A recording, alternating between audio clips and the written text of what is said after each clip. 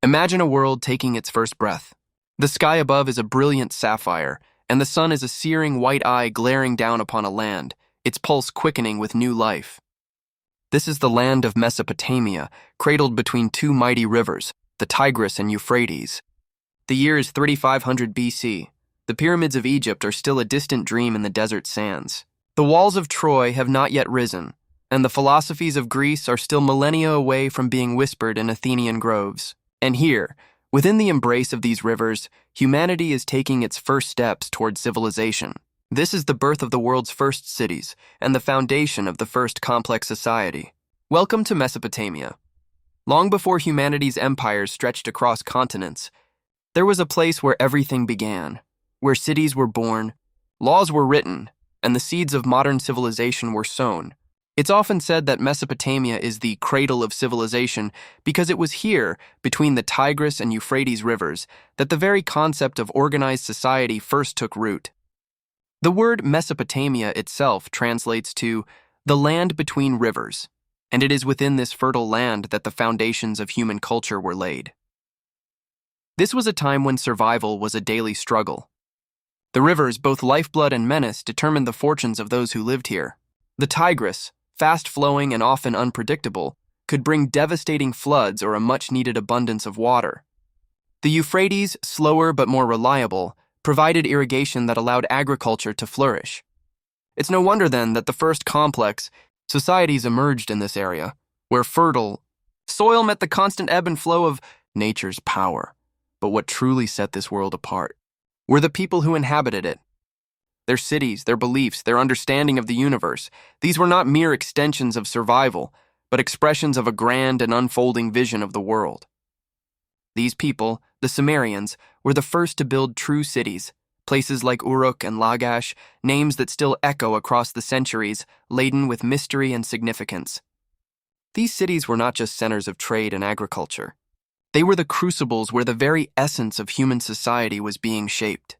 Here, people began to organize themselves beyond families or small tribal groups, forging alliances, creating laws, and constructing massive monuments that would stand as testament to their beliefs. The structures they built were unlike anything the world had ever seen before. Ziggurats, towering stepped temples that seemed to claw at the heavens, reaching towards the gods themselves. These colossal structures served as both sacred spaces and civic centers, designed to honor the divine and provide a central place for the bustling life of the city. They were laboratories of human thought, where the abstract concepts of law, religion, and governance were not just theorized but practiced in concrete form. Yet, even as these first cities rose from the earth, they were not devoid of contradictions. Behind the walls of these bustling urban centers, within the shadow of the ziggurats and in the alleys between humble homes, a very different side of the Sumerian world existed. A side that, to modern eyes, can seem alien, challenging our understanding of morality, gender, and human behavior. It's easy to romanticize ancient civilizations, to view them as distant ancestors whose accomplishments are etched in stone. But what about the private and intimate aspects of their lives? How did they understand sex, love, and family? Did they view these aspects of existence in the same way we do today? Or were their beliefs, practices, and customs radically different from anything we could imagine? This is where our journey begins, not in the grand ceremonial halls of rulers or in the hallowed temples, but in the most intimate corners of Sumerian life, where sexuality was not simply a biological act, but a vital force, tied to their very survival. The Sumerians' understanding of sex was rooted in their spiritual beliefs. To them, sex was not a private act nor merely a means of reproduction. It was a divine force imbued with cosmic significance. Sex, fertility, and creation were seen as essential to the balance of the universe, a link between humans and the gods. Their connection to the divine was not abstract. It was intimate, physical, and direct. One of the most fascinating aspects of this early civilization was the belief that the gods themselves engaged in acts of divine sex, which were believed to have been responsible for the creation of the world and the sustaining of life. The annual flooding of the rivers, the growth of crops, the fertility of livestock, all were linked to this cosmic cycle of creation and destruction. The Sumerians understood that for the world to remain fertile, the forces of life and death must be in constant balance. And in their view, the sacred acts performed in the temples, Rituals that involved human sexuality were the key to ensuring that balance was maintained. But the Sumerian understanding of sex was not just confined to the divine. It was also tied to their social, economic, and legal systems. As cities grew and became more complex, so too did the roles of individuals within them. At the heart of this society were the temples, vast spiritual and economic centers where the Sumerians' most intimate rituals were performed. These temples were not just places of worship, they were the heart of Sumerian culture, where commerce, law, and religion converged. Within these temples, women held a central role, but it wasn't the typical role we might expect. They were not just priestesses in the conventional sense. In some cases, they were deeply involved in the sacred acts that linked human sexuality to divine power. These women, known as the Naditu, were dedicated to the service of the gods, and some of them participated in sexual rituals that were intended to ensure the fertility of the land, the livestock, and the people. This might sound shocking to our modern sensibilities. The very idea of sacred prostitution, as later cultures would call it, carries with it the weight of judgment and misunderstanding. But in Sumerian society, these acts were not seen as acts of debauchery. They were seen as profound spiritual rituals that connected humanity to the gods. The rituals performed in these temples were believed to release potent divine energy, a force that would ripple outwards and ensure the prosperity of the land. As we step into this world, we begin to understand that for the Sumerians, life was not just about surviving the harsh realities of the natural world. It was about ensuring the divine balance, maintaining fertility, and securing the future of their civilization. Sexuality was not just a physical act. It was an essential part of this cosmic equation, a sacred duty performed in the name of divine will. In the next part of our journey, we'll delve deeper into the lives of the women who held these sacred roles in the temples, exploring their unique positions in Sumerian society and how their sexual practices were linked to the fate of the entire civilization. But first, consider the profound complexity of this ancient world, where every act, from the planting of seeds to the sacred unions of gods and mortals, was imbued with cosmic significance. This was the world that gave birth to the first chapter of human civilization, and it is here, in the heart of this ancient land, that we begin our exploration into the most intimate and, at times, shocking practices of the Sumerians. In the heart of ancient Mesopotamia, sex was more than a mere biological function. It was a divine force, interwoven with the fabric of the universe, a force that not only brought life, but ensured the very survival of the world. The Sumerians understood that their existence was fragile, and to preserve it, they needed to channel this cosmic power. But how?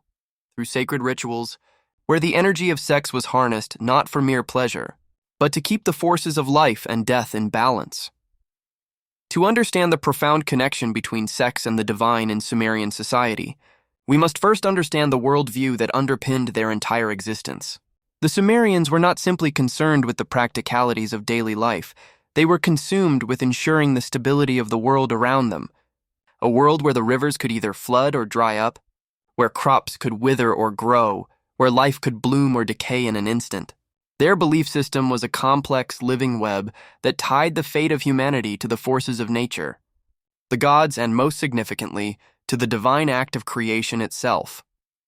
At the core of Sumerian religion was the belief in the divine pantheon, a collection of gods and goddesses who controlled the forces of nature, politics, and society. These gods were not distant, abstract figures. They were intimately connected to the daily lives of the Sumerians. And among them, the goddess Inanna stood at the forefront. Inanna was not just the goddess of love and beauty. She was a paradox, embodying not only the power of fertility and sexual attraction, but also the fierce and destructive force of war and politics. Her dual nature represented the balance of life and death, creation and destruction, order and chaos, the very forces that governed the universe. For the Sumerians, fertility was the key to survival. They believed that everything, life, land, animals, even the gods themselves, was dependent on the renewal of this energy. But fertility, they understood, wasn't just something that happened on its own. It had to be earned, renewed, and even stimulated by human action. And that's where sex came into the picture. Sex for the Sumerians was not a private or personal affair. It was a cosmic act, a means of aligning human energy with the forces of creation. The temples were the center of this cosmic belief system. These massive structures, with their towering ziggurats, were not only places of worship but also the epicenters of societal life. Within the temple walls, the Sumerians performed complex rituals to honor the gods and ensure their blessings. But one ritual in particular stood above the rest, a ritual so sacred, so deeply connected to their very understanding of life and death, that it would define their civilization for millennia: the sacred union between the goddess Inanna and her consort, Dumuzid, the shepherd god. This ritual, known as the Hieros Gamos or sacred marriage, was the embodiment of cosmic energy.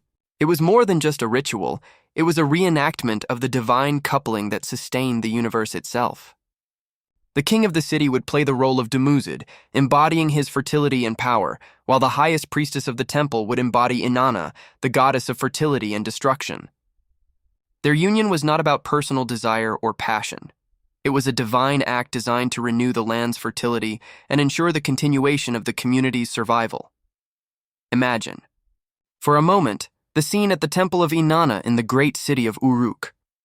The temple is alive with activity, the air thick with the scent of burning incense, cedar, and myrrh. Music plays, and the people of the city gather for the most important festival of the year. The king, dressed in elaborate regalia, prepares to take on the role of Dumuzid, the divine lover, while the high priestess prepares to embody Inanna, her form radiant with divine power. It is an act that will resonate throughout the land, ensuring the rivers will flood and the crops will grow.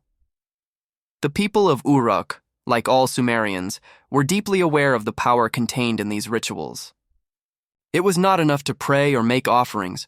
The fertility of the land, the growth of the crops, the health of their livestock, and even their own survival were all linked to this act of divine renewal. The sacred marriage was the thread that connected the divine and the mortal worlds, and it was believed that by performing this act, they could tap into a cosmic force that would ripple outward, blessing the fields and ensuring a prosperous year ahead. But how did the Sumerians view the sacred prostitutes, those women who took part in these rituals? For us, the concept of prostitution, especially in a sacred context, can feel jarring. It seems to challenge the very essence of what we consider sacred or pure. But the Sumerians didn't view these women as prostitutes in the way we might understand the term today. They were seen as priestesses, sacred vessels through which divine energy flowed.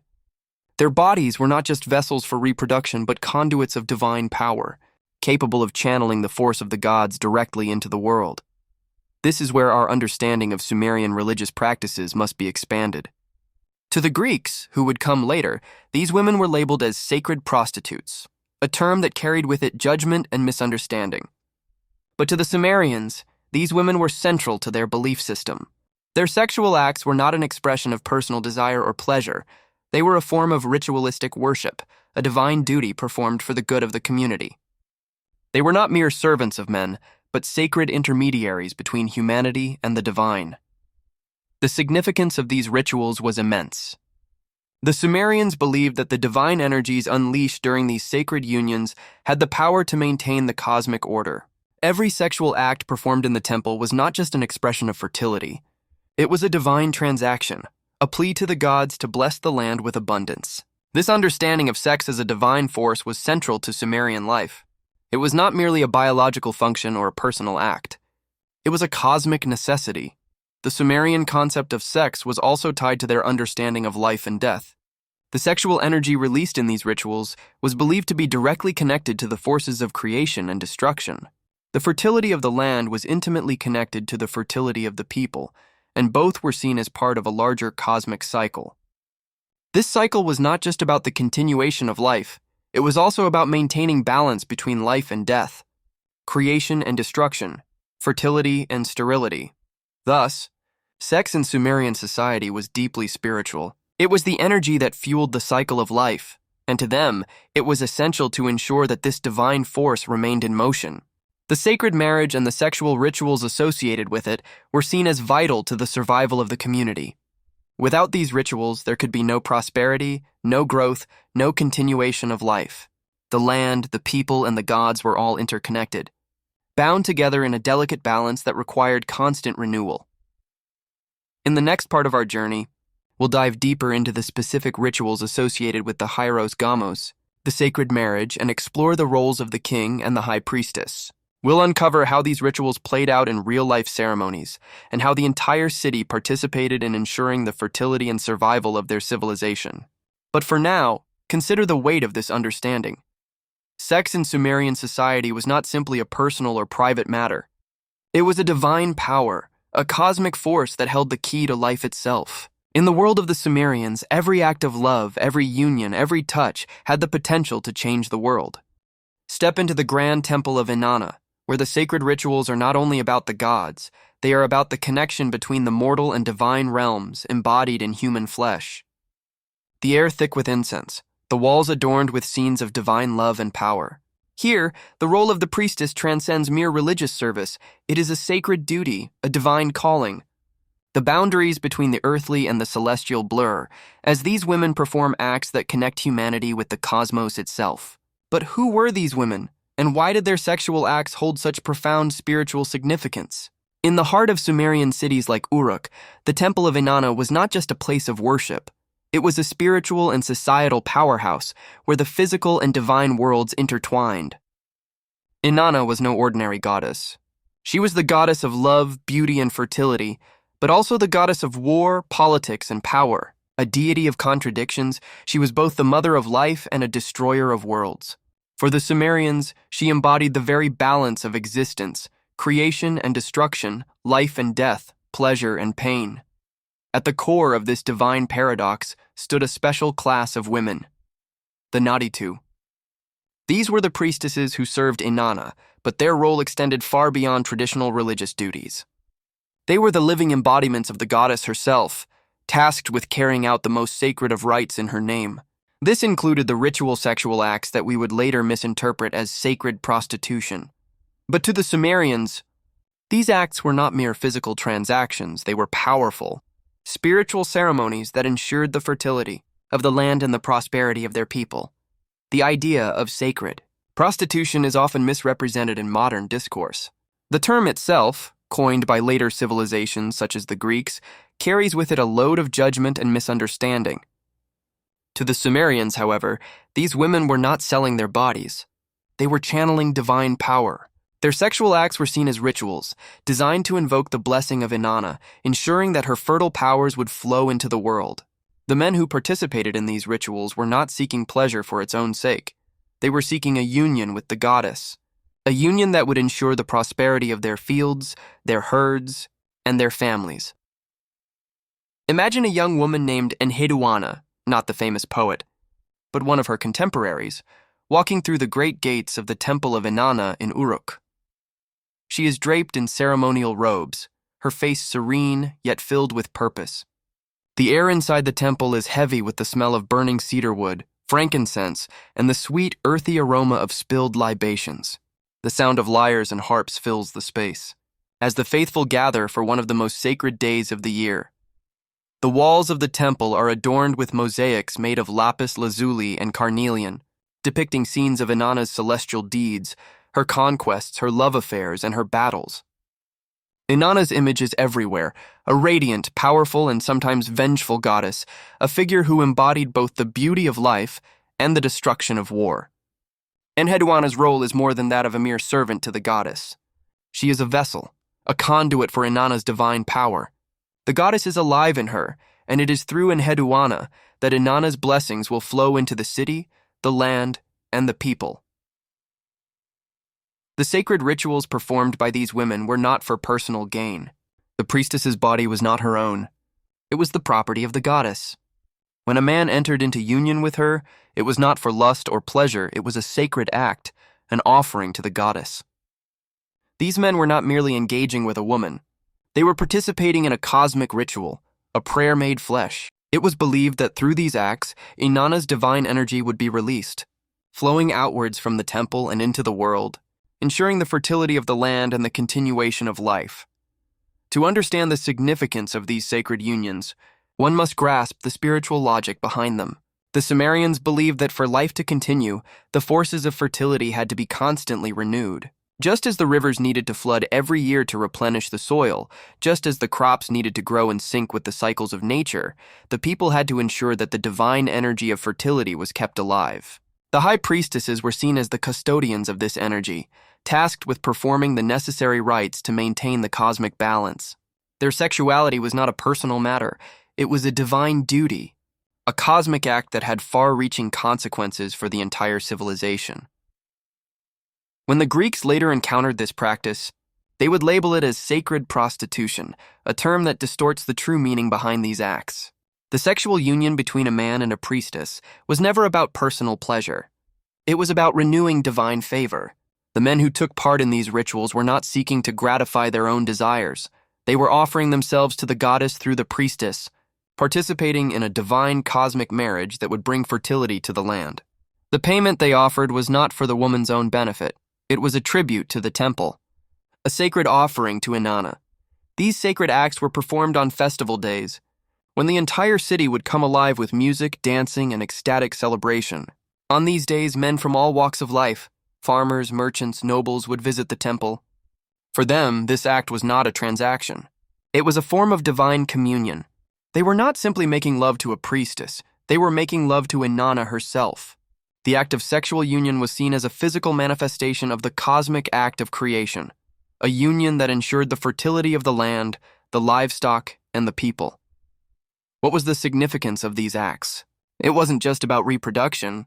It was about ensuring that the very forces of nature would continue to operate in harmony. Without these rituals, the Sumerians believed, the cosmos would slip into chaos. The fertility of the earth would fail, the crops would wither, and the people would suffer. But through the sacred union between the priestess and the man, they were invoking the divine power of Inanna, the goddess of fertility, love, and war, to bless the land and bring forth new life. As we look deeper into these practices, we can see that they were not acts of debauchery or carnal desire. They were sacred rituals, divine duties performed to ensure the survival of the community. These women, far from being degraded or exploited, were revered as the embodiments of the goddess. Their sexuality was not their own. It was a sacred vessel through which the power of Inanna flowed into the world. They were not simply performing for the pleasure of men, they were ensuring the prosperity of the land, the fertility of the people, and the survival of their civilization. As we move forward in our journey, we will explore the next phase of Sumerian religious practices, the hieros gamos, the sacred marriage.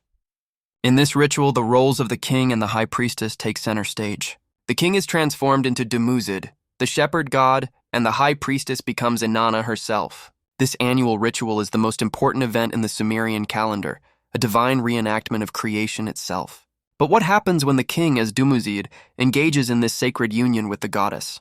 And what role does the entire city play in this divine drama?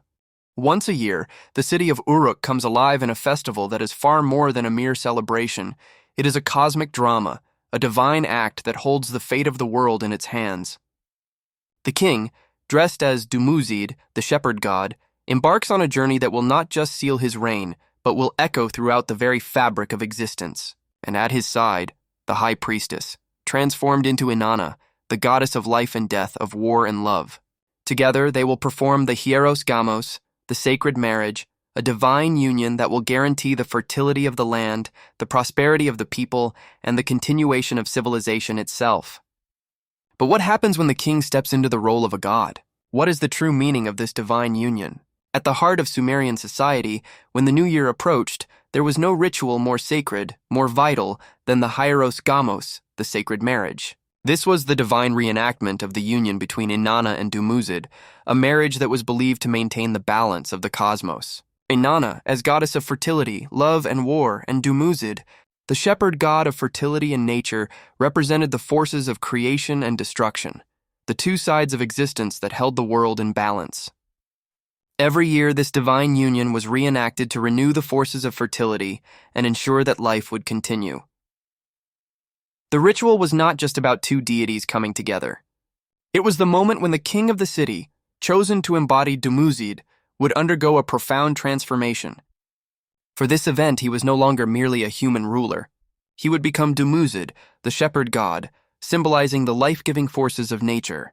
Through days of purification, prayer, and ritual, the king was cleansed of his mortal identity, becoming a living vessel of divine power.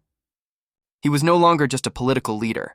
He was the embodiment of fertility, power, and the very force of life itself. Meanwhile, the high priestess of the temple, The woman who had devoted her life to the service of Inanna underwent her own transformation. She too would shed her identity as a mortal woman and become the goddess herself.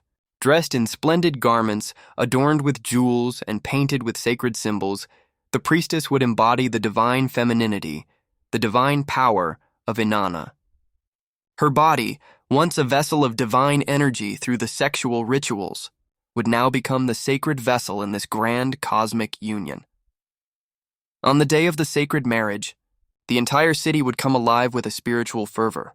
The streets of Uruk would be filled with the sounds of drums, lyres, and chants. The king, dressed as Dumuzid, would make his way through the city, followed by a procession of people, nobles, priests, and common folk, all partaking in the ceremony, each one participating in the renewal of the earth's fertility and the continuation of life. The city itself was transformed into a living, breathing symbol of divine energy, where the sacred and the mundane intertwined. As the procession made its way to the temple, the king's journey was symbolic. His steps represented the passage of time, the eternal cycle of life, death, and rebirth.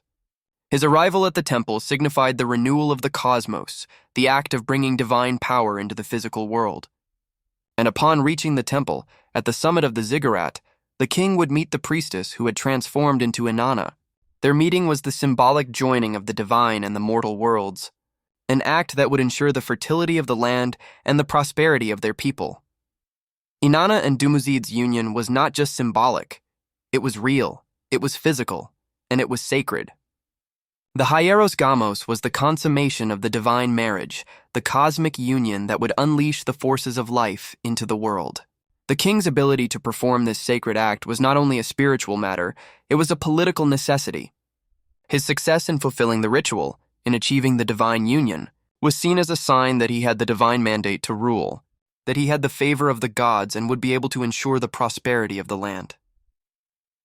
The sacred marriage ceremony was not a solitary act. It was a community event. The entire city was involved, both as spectators and participants. The people believed that their faith and collective energy played a role in empowering the ritual. The festivals surrounding the sacred marriage were ecstatic, filled with music, feasting, and communal joy. The sexual union between the king and the priestess was not only an act of divine worship, it was a collective act of faith. It represented the unity of the people, the community coming together in worship, in ritual, to secure the future of their world. The importance of the hieros gamos can't be overstated. This was the highest religious event of the Sumerian year, with far-reaching implications for the city of Uruk and for all of Sumer. The ritual was designed to ensure the fertility of the land, the continuation of agricultural cycles, and the prosperity of the community. It was a plea to the gods to keep the forces of nature in harmony, to ensure that the rains would come, that the crops would grow, and that the people would flourish. The king's union with the goddess was symbolic of the union between humanity and the divine. As we examine this ritual, we must understand that it was far more than a mere religious practice. It was the expression of a cosmic order, a ritualistic marriage that reestablished the balance between the forces of nature, ensuring that life continued. For the Sumerians, this sacred marriage was a critical act of renewal, a yearly reaffirmation of the divine mandate that governed their lives. The king's role in this ceremony was not only to represent the god Dumuzid, it was to affirm the very foundation of civilization. Without the fertility of the land, the people would starve. Without the favor of the gods, society would fall into chaos. But what happens if the sacred marriage ritual fails? The implications of failure were severe. The king's inability to fulfill his role as Dumuzid was not just a personal failure, it was seen as a divine rejection, a sign that the gods had withdrawn their favor. A failure to achieve this union could signal a season of drought, crop failure, or disaster for the city. It was a grave, terrifying possibility, one that would weigh heavily on the shoulders of the king and his people. The act of sexual union in this ritual was a guarantee of life, and its failure could bring about death and destruction. As we move forward, we'll explore the aftermath of this sacred union, where the goddess Inanna and the shepherd god Dumuzid embody the cycle of life, death, and rebirth. Inanna's myth holds a darker turn, one where she betrays Dumuzid, sending him to the underworld as a sacrifice. This myth not only defines the cyclical nature of the seasons, but also reveals the brutal reality of the cosmic order. The death of Dumuzid marks the beginning of the dry season, a time when the land is barren and life seems to wither. Yet this period of darkness is necessary for the world to be reborn. When the sacred union between Inanna and Dumuzid is complete, the world holds its breath. The festival of the sacred marriage has come to an end, and the land now stands at a precipice, ready to plunge into the long, dark months of summer. This is where the story takes an unexpected turn, where the cosmic balance that has just been restored is tested by forces that transcend even the gods themselves. For after the union, after the land has been renewed, there is a betrayal that echoes across the ages and shakes the foundations of the divine. Inanna, the goddess of fertility, love, and war, cannot remain in the light forever. Driven by ambition, she descends into the Kur, the Sumerian underworld, ruled by her sister Ereshkigal, the queen of the dead. This journey into the underworld is not one of mere exploration.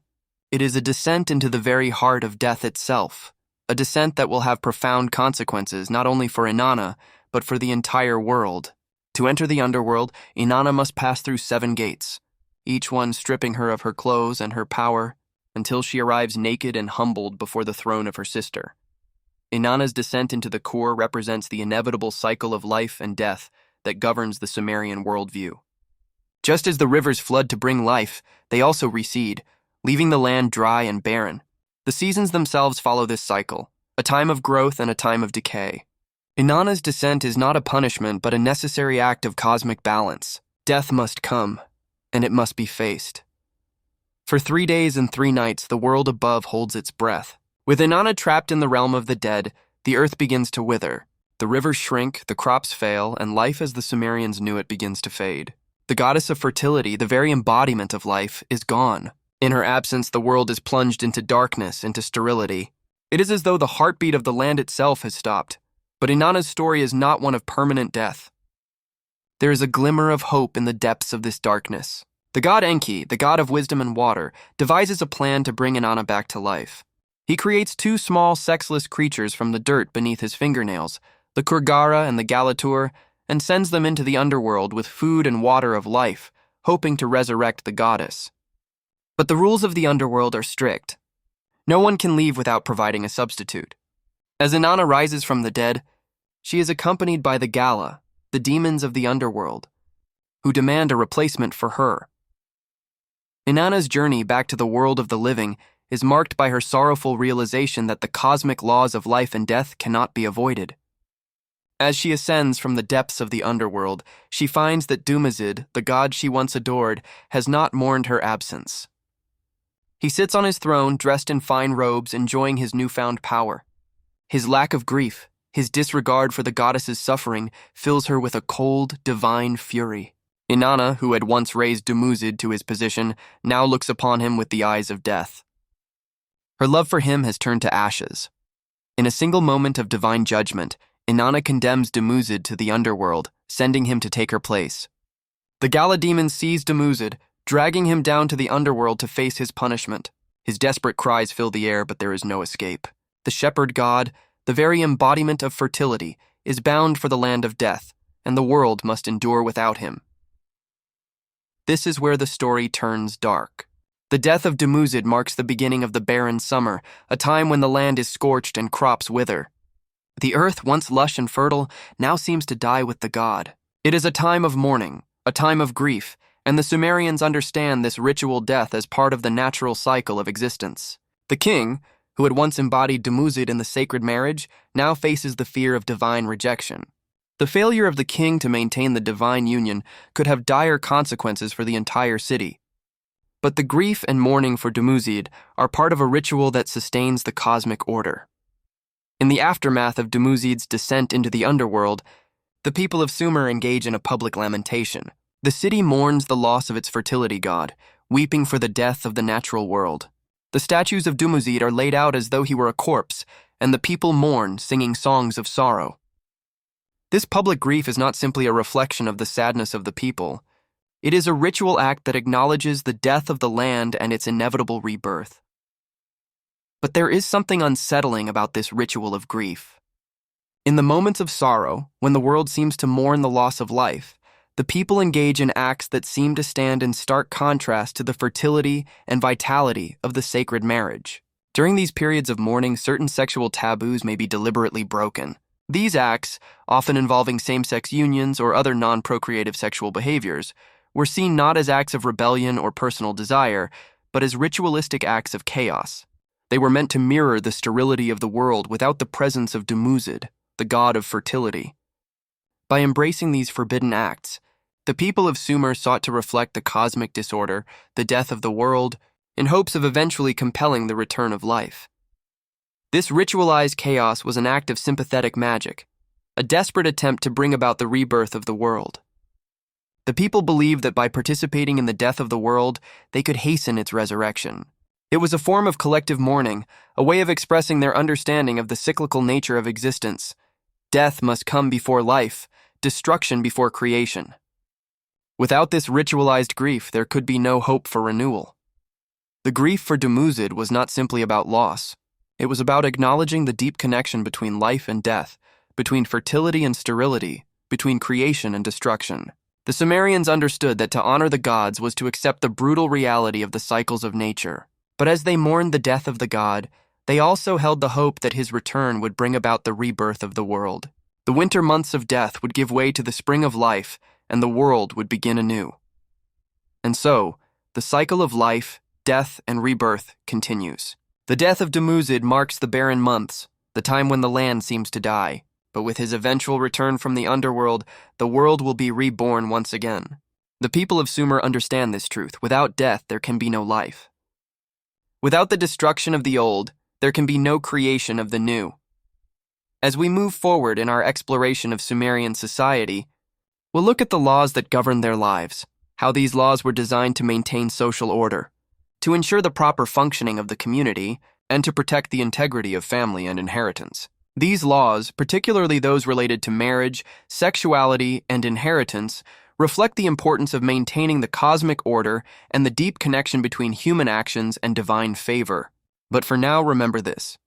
In the Sumerian worldview, death is not an end. It is a necessary step toward the renewal of life. In the intricate tapestry of Sumerian civilization, while divine rituals governed the spiritual realm, laws governed the earthly one. These laws, some of the first written codes in human history, were designed not only to maintain social order, but also to ensure the continuation of family structures, the stability of inheritance, and the patriarchal framework that defined Sumerian society. Within this framework, sexuality was not a personal freedom. It was a critical component of social order, an institution that needed regulation to maintain the delicate balance between divine favor and earthly survival. In many ways, Sumerian laws reflect their deeply ingrained religious beliefs. The cosmic order, which balanced life and death, creation and destruction, was mirrored in the legal structure. Just as the fertility of the land required constant rituals to ensure divine approval, the sexuality of individuals needed to be regulated to guarantee a stable, orderly society. Within these legal codes, marriage was not a contract born out of love or companionship. It was a political and economic necessity, a means of securing alliances, ensuring the transfer of property, and guaranteeing the legitimacy of heirs. The Code of Ur-Nammu, one of the earliest known legal codes, predates the more famous Code of Hammurabi by several centuries. It provides a fascinating insight into how the Sumerians structured their society. But unlike modern legal systems, which might be concerned with individual rights and freedoms, these laws were grounded in the need to preserve the social order and ensure economic stability. Property rights, inheritance laws, and sexual conduct were all inextricably tied together, creating a rigid legal structure that governed every aspect of life. At the heart of Sumerian society was marriage, but it was not about romantic love. In fact, marriage was seen primarily as a business arrangement, a contract between families, often negotiated with the exchange of dowries and bride prices. The groom's family would provide a payment to the bride's family, and in return, the wife's family would receive resources or security. Marriage was about securing alliances and ensuring the continuation of family lines. Children, particularly male children, were seen as the key to inheritance and the stability of the family's wealth and property. In this system, sexuality was tied to the very structure of inheritance. The husband's role was to produce heirs, male heirs. A wife's role was to bear these children, and if she was unable to do so, she could be replaced, her place in the marriage supplanted by another woman, often a concubine or a slave, who could bear children. Infertility was considered a serious problem for the family unit, one that had legal and social consequences. But in a society where male heirs were vital, the laws allowed for solutions. If a wife was barren, the legal solution was often to bring in a concubine. These women, often slaves or lower status individuals, could produce children for the family, ensuring that the patriarchal line continued.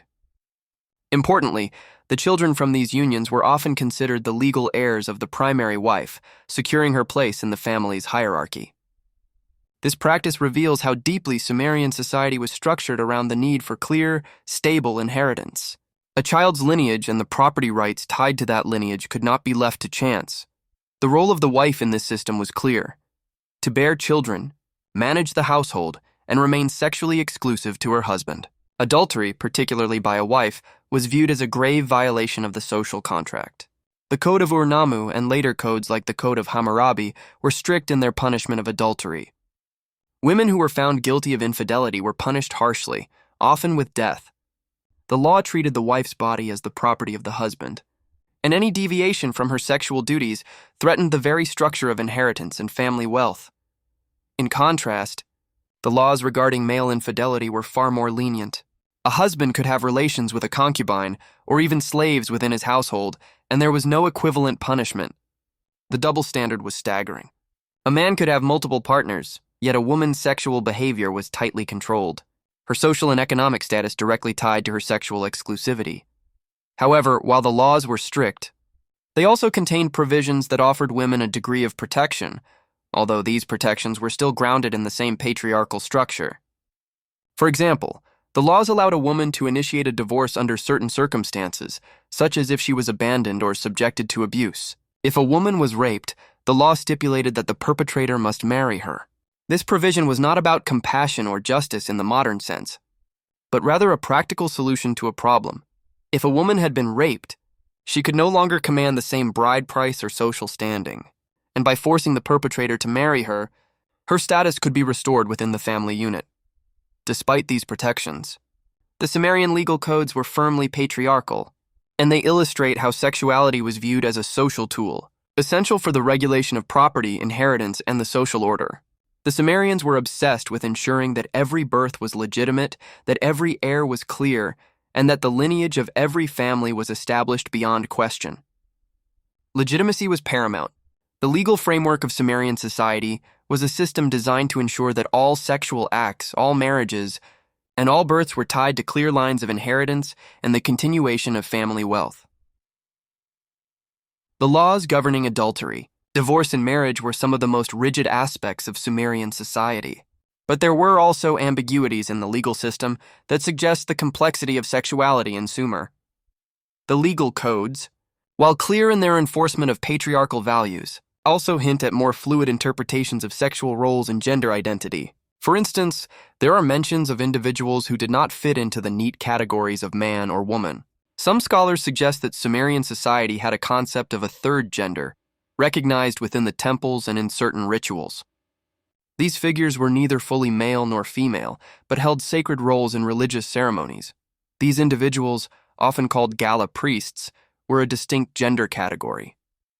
Their role in the temple was not simply ceremonial. They were believed to be channels for the divine, intermediaries between the gods and the people. They played an important role in the religious rituals, particularly in mourning ceremonies for the death of Dumuzid, where their androgynous identities were seen as a manifestation of the divine intermediary. The Gala were often depicted as both male and female, embodying a blurred line between the sexes, symbolizing the fluidity of divine forces.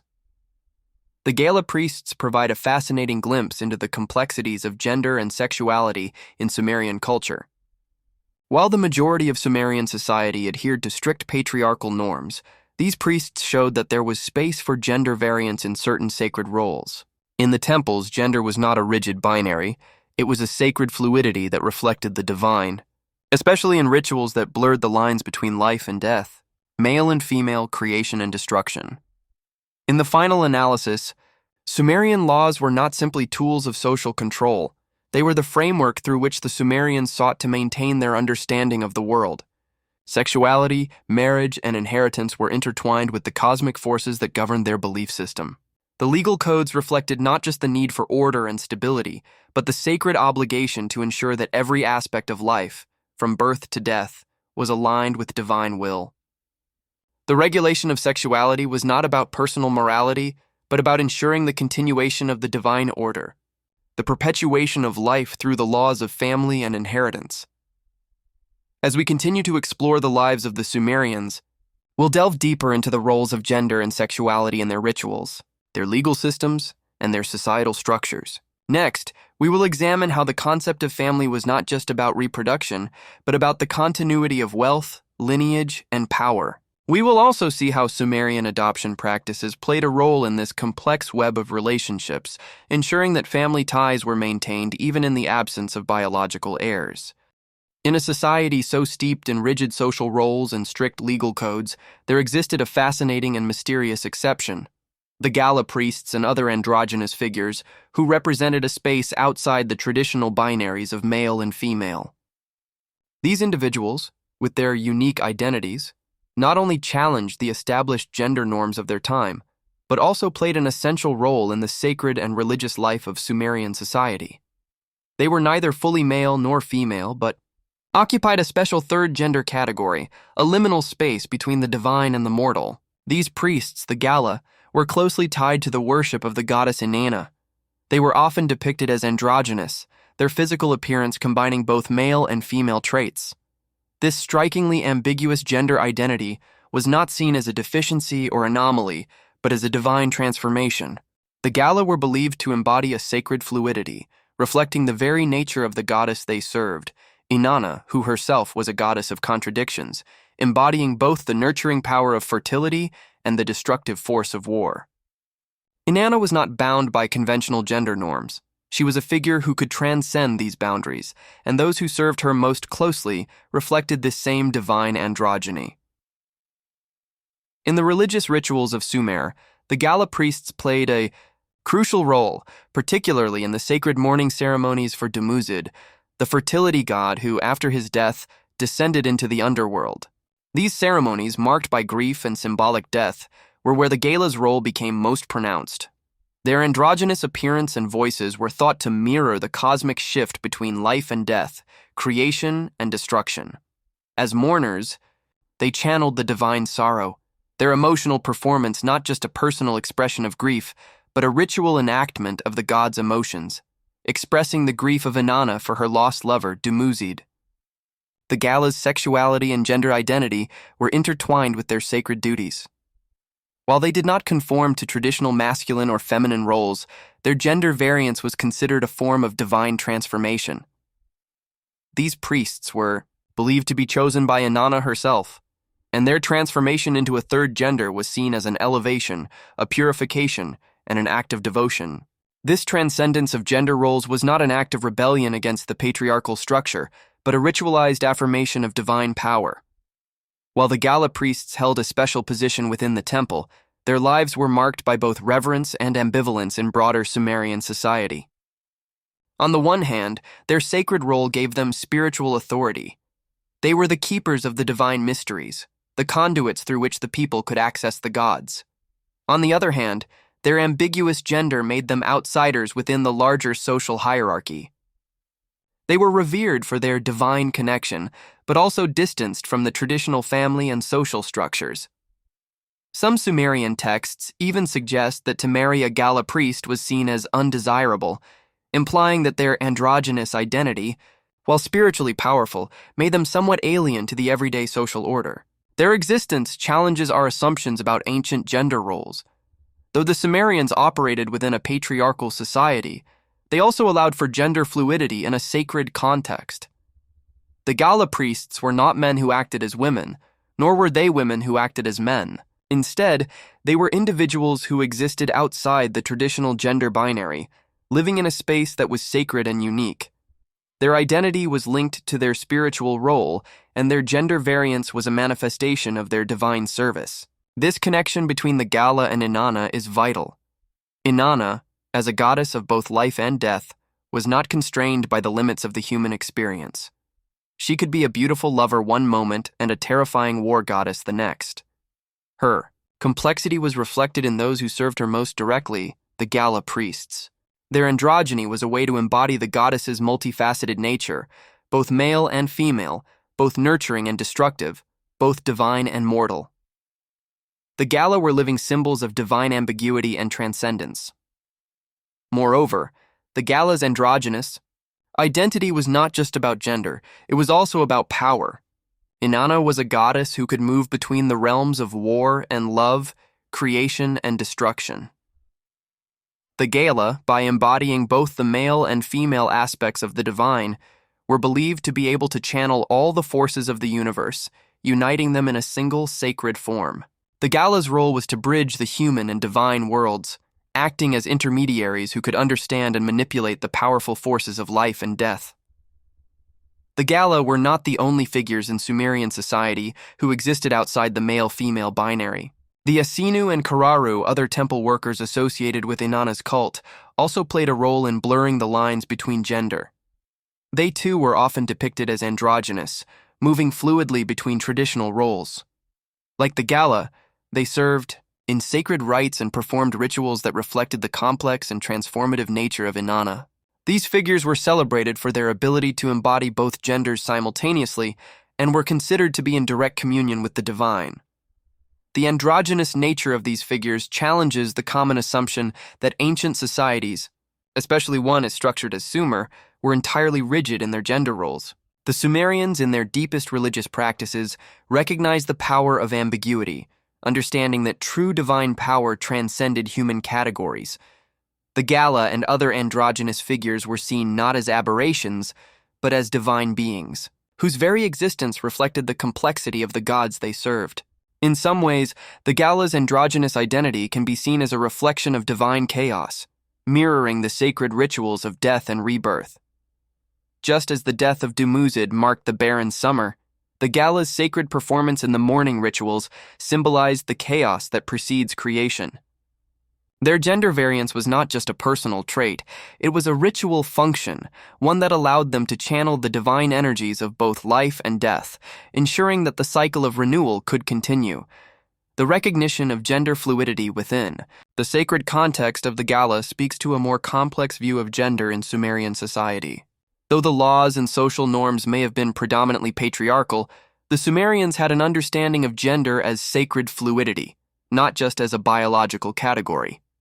The Gala were divine agents, whose unique gender expression allowed them to fulfill vital religious functions. Their presence in the temple was a reminder that in the realm of the divine, rigid categories of male and female did not apply. As we continue to explore the lives of the Sumerians, it becomes clear that their society was far more complex than a simple dichotomy of male and female. The recognition of a third gender category within the temple, embodied by the Gala priests, highlights a deeper understanding of divinity and the forces that shape the world. While the laws and societal norms dictated rigid roles for most of the population, the Sumerians' religious practices acknowledged the fluidity of gender, seeing it not as a limitation, but as a source of divine power. While Sumerian society may have been defined by its grand rituals, divine power, and cosmic beliefs, life for the everyday Sumerian was governed by a very different set of concerns. At the heart of this pragmatic world was the family unit, a social structure so vital that its very survival depended on the continuity of lineage and the stability of inheritance.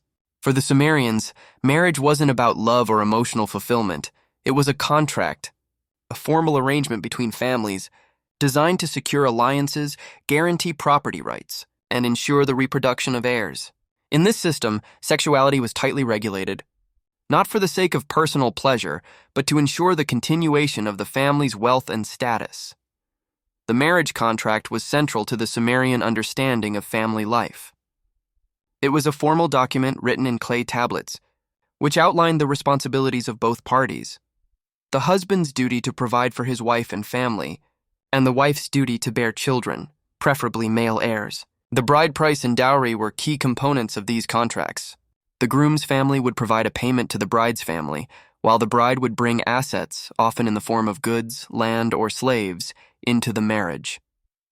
These contracts were not just about ensuring personal happiness, but about securing the economic future of both families involved. The primary role of the wife was clear: to bear children and secure the family's legacy. Fertility was of paramount importance in Sumerian society, and childbearing was central to a woman's role.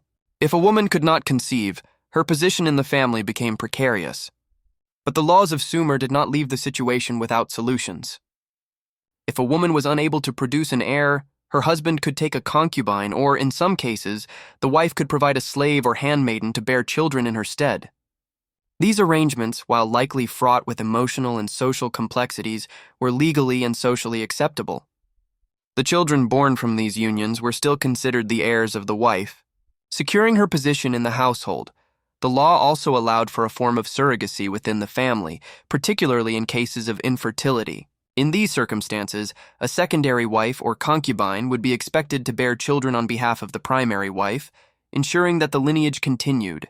This arrangement highlighted the patriarchal nature of the family structure, where male heirs were considered essential to the continuation of the family's property and influence. The primary wife's inability to conceive was seen as a failure on her part, but it was a problem that could be remedied by bringing in another woman who could fulfill this critical function. In a society that valued legitimacy, the birth of a male heir was not simply a personal matter, it was an economic necessity. The laws were designed to ensure that the family line remained clear and that inheritance rights were established without question. For the patriarch, a man's wealth, property, and status were passed down to his children, and these children were legally entitled to inherit only if they were born from a recognized union.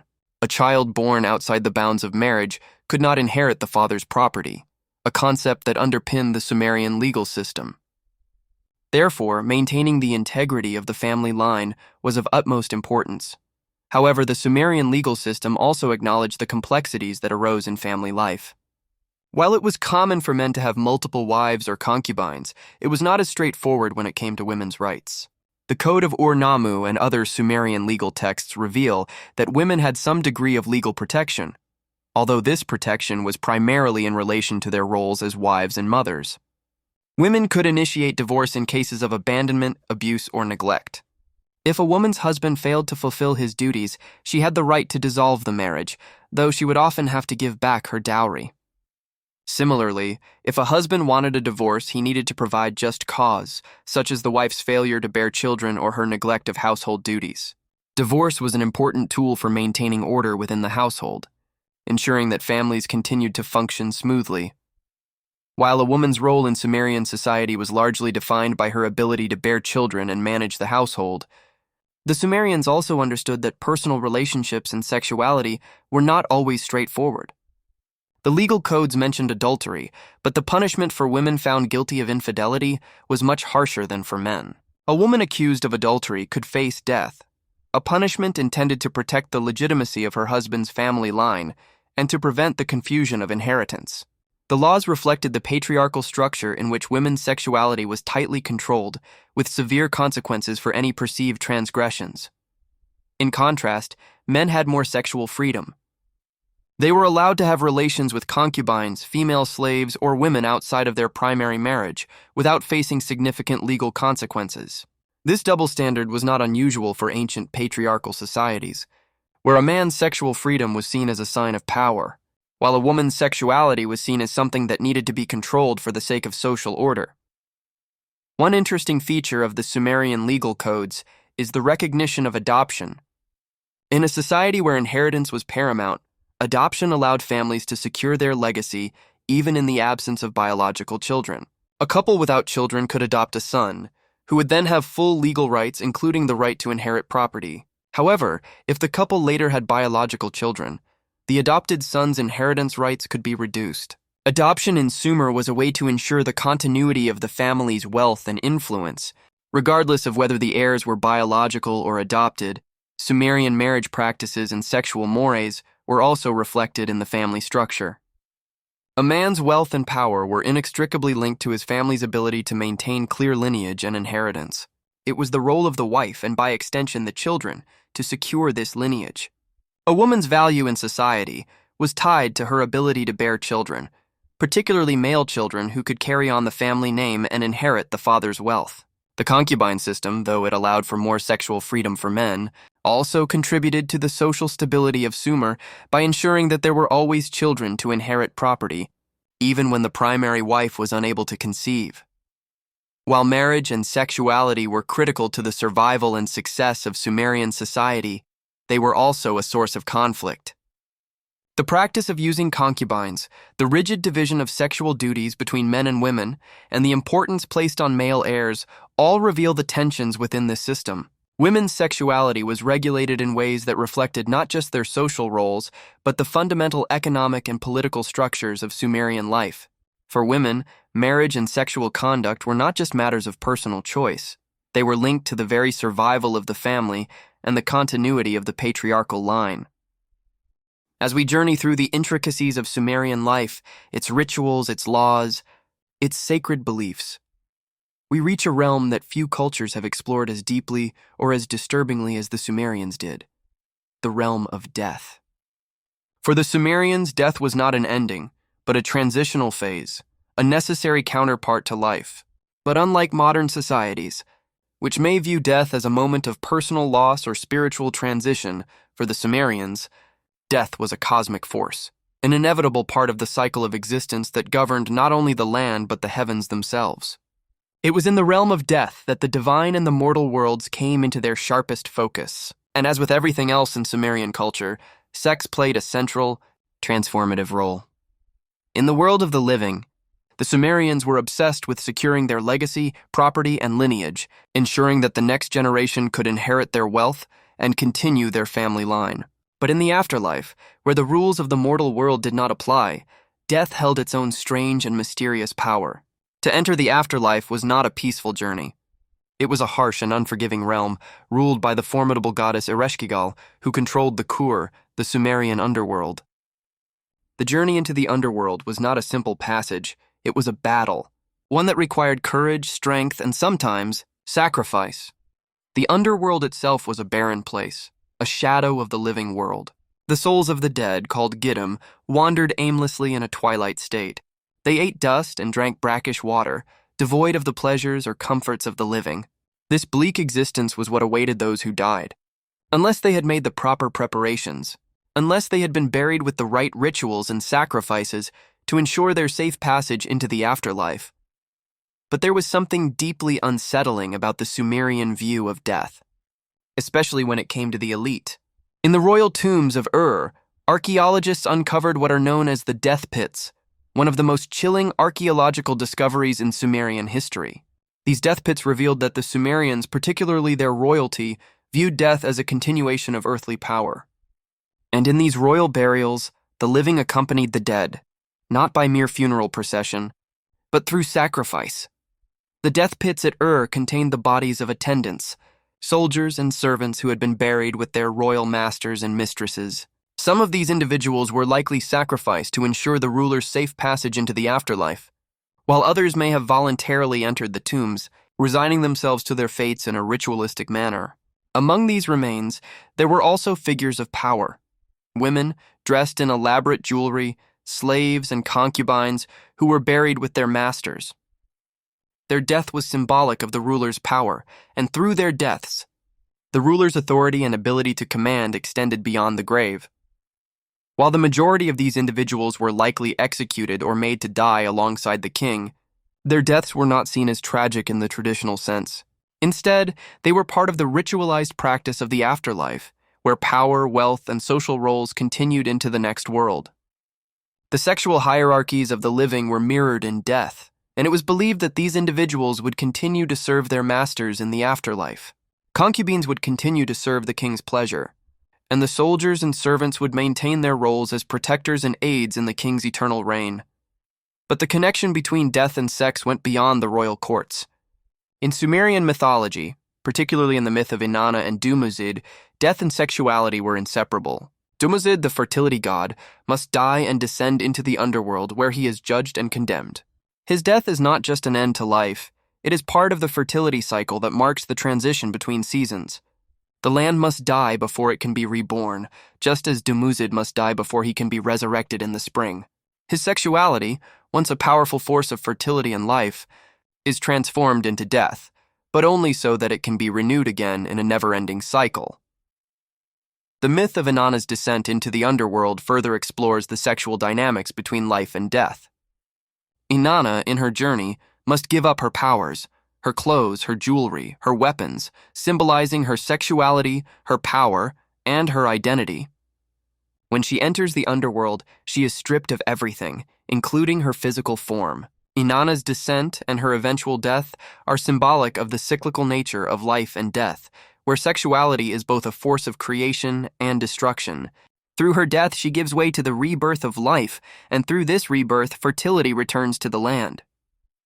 In this cosmic dance of death and renewal, sex plays a pivotal role.